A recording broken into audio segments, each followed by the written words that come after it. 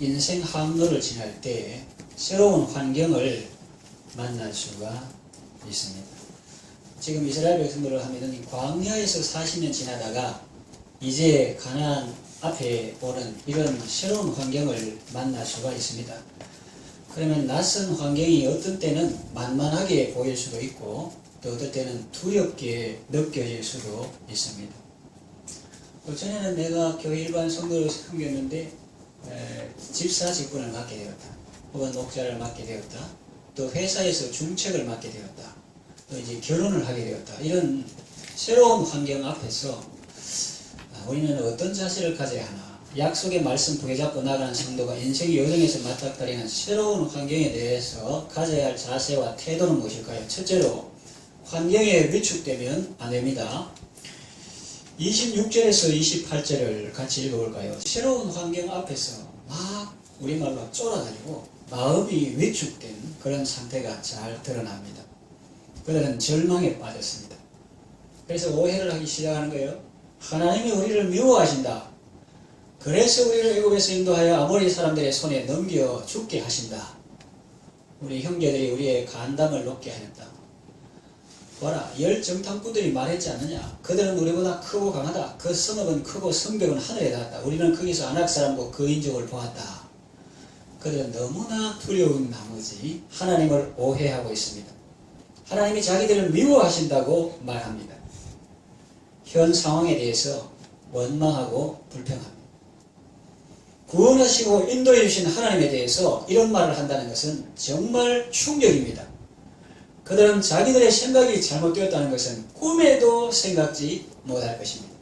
하나님께서 이스라엘을 불쌍히 여기시고 당시 애굽에 가나안의 흉년을 끌어내리고 요셉을 선발대로 보내가지고 총리되게 하고 그 이스라엘 가족을 애굽에서 묘판으로 삼아 이제 큰 민족이 되게 하시고 이제 때가 되어서 이제 가나안 약속의 땅을 주려고 이렇게 인도하시는데 이 사람들은 속이 좁아가지고 믿음이 없어가지고 하나님이 우리를 미워하셔가지고 이 사람들 손에 죽게 하려고 지금.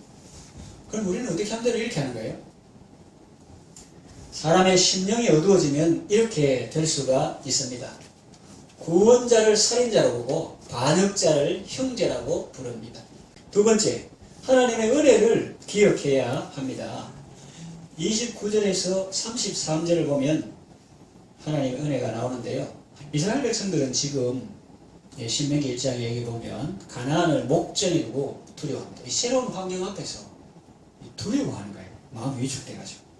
그러나 지금까지 삶을 돌이켜보면 인간적인 안목으로 볼 때 어느 것 하나 두렵지 않은 것이 있었을까요?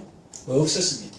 애굽에서 나오는 홍해 앞에 섰을 때 뒤에서는 바로의 병거가 추격할 때 두려워하지 않았습니까? 또 200만이나 되는 사람이 사막을 통과한다는 것이 쉬운 일이겠습니까? 자기들이 하나님의 은혜로 살아오니 익숙해진 것뿐이지 처음엔 다 두렵고 불가능한 일처럼 보였습니다. 그런데 이제 와서 그 하나님의 은혜는 생각지 아니하고 새삼스럽게 자기 힘으로 상대하려고 하니 두려울 수밖에 없는 것입니다. 우리 인생 항로에서 어려운 환경을 만났을 때, 그 환경이 내게는 버겁다고 느껴질 때, 그때 하나님의 은혜를 기억해야 합니다. 하나님은 우리에게 어떤 은혜를 베푸셨습니까? 한마디로 지금까지 지내온 것 모두 주의 은혜라고 말합니다. 하나님 우리의 앞서 나아가 우리를 위하여 싸우시는 분입니다. 애국에서도 그랬고 지금 이곳에 이르기까지 광야에서도 그랬습니다. 아버지가 아들을 하는 같이 하나님께서 우리를 안고 인도하셨습니다. 그렇게 말합니다. 낮에는 구름으로 밤에는 불로 우리 여정에서 앞서가시며 장막칠 곳을 찾으시며 마땅히 가야 할 길을 보여주셨습니다. 우리에게도 그렇게 하셨습니다. 우리 교회를 601호로 인도해 주셨고 성도의 헌신과 이웃교회의 후원으로 우리가 전세 살다가 우리가 매입하게 하셨습니다. 그리고 또 더 큰 은혜를 베푸셔서 매입할 때 만든 그 대출금을 일시에 다 갚게 하셨습니다. 우리가 주님의 인도하심을 따를 때 우리의 가정이나 자녀들에게도 이와 같은 은혜를 베풀어 주셨습니다. 우리 교회도 인간적인 안목으로 보면 더 이상 나아갈 수 없는 어려운 환경에 처할 때도 있었습니다. 그러나 우리가 하나님의 은혜를 바라보며 나아갈 때 하나님은 예비해 두신 은혜를 베풀어 주셨습니다. 그러므로 새로운 환경에 대한 성도의 자세는 환경이 위축되면 안 되고 하나님께서 과거에 베푸신 은혜를 계속 기억해야 합니다. 그리고 셋째로 은혜를 바라보며 나아가야 합니다.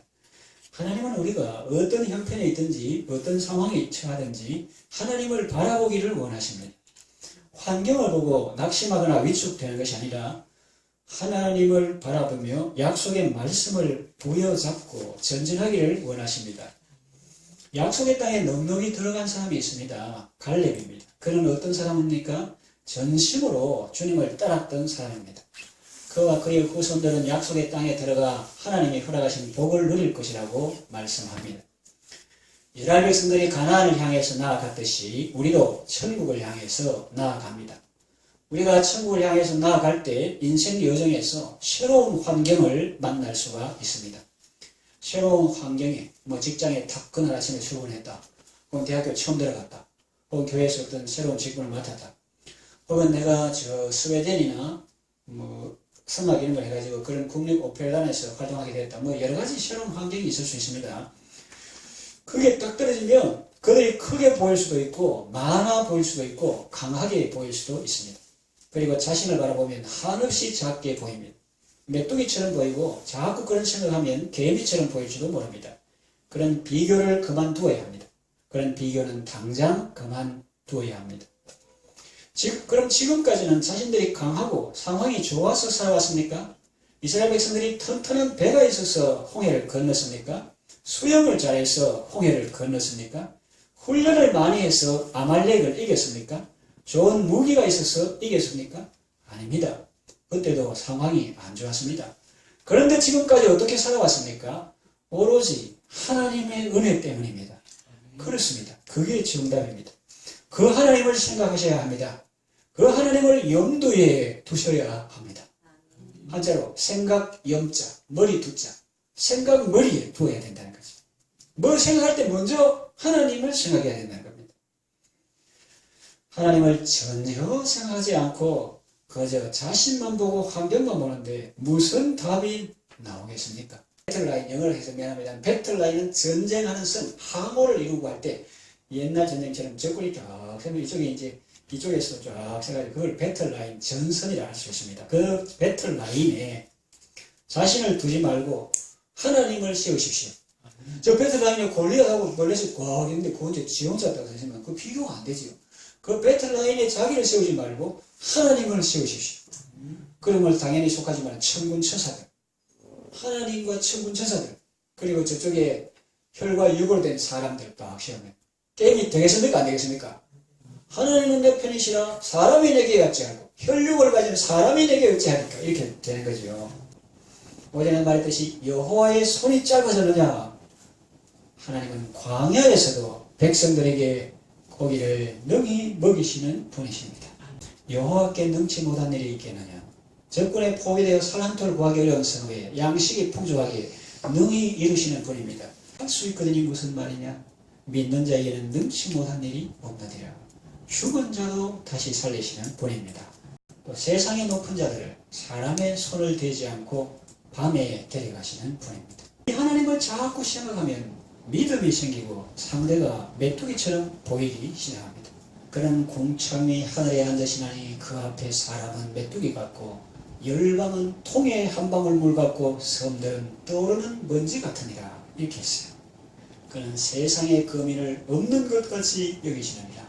그래 우리는 이 하나님을 기억해야 합니다.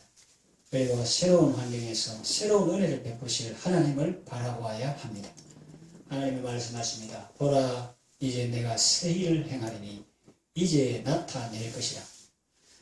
말씀을 마치겠습니다. 절망적인 상황 속에서도 소망의 하나님을 바라보면서 믿음으로 승리하는 여러분 되시기를 바랍니다.